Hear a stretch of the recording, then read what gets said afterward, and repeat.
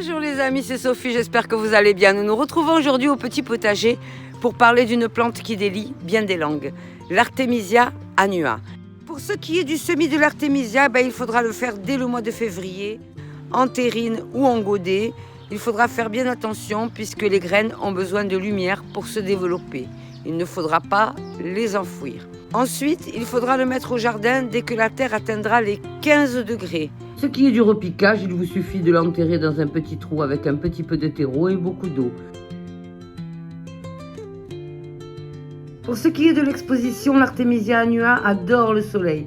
C'est pourquoi il faudra la planter dans un endroit très lumineux. Il faudra l'arroser modérément 2 fois par semaine par temps sec. Bien entendu, il faudra la pailler après la plantation. Sur ses pieds, j'ai pincé la tête de l'Artemisia annua. Et sur celui-ci, je ne l'ai pas fait.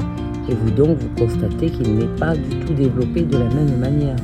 Donc, il vous suffira simplement de monter au niveau de la tête, de vérifier qu'il y a du feuillage qui repart à l'aisselle des feuilles et de tout simplement pincer entre l'index et le pouce.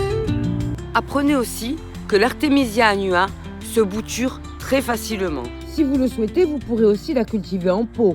À ce moment-là, vous pourrez la semer directement à partir du mois de mai. Afin de récupérer les qualités gustatives mais aussi médicinales de cette plante, il ne faudra pas les récolter à n'importe quel moment.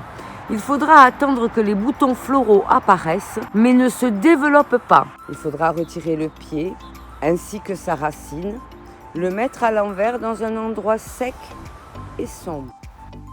Voilà, le plan racinaire a été nettoyé. Il faudra faire bien attention de bien couper les fleurs parce que sinon, vous risquez de vous en retrouver partout dans le potager.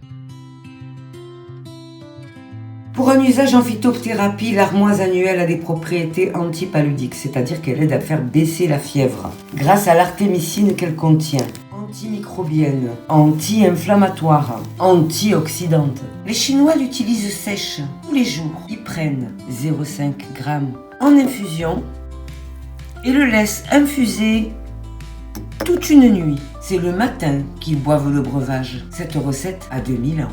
Cette plante est très puissante. Il faudra donc bien vérifier les contre-indications avant l'utilisation. Et voilà les amis, il n'y a plus qu'à partager pour aider les débutants. Gros bisous!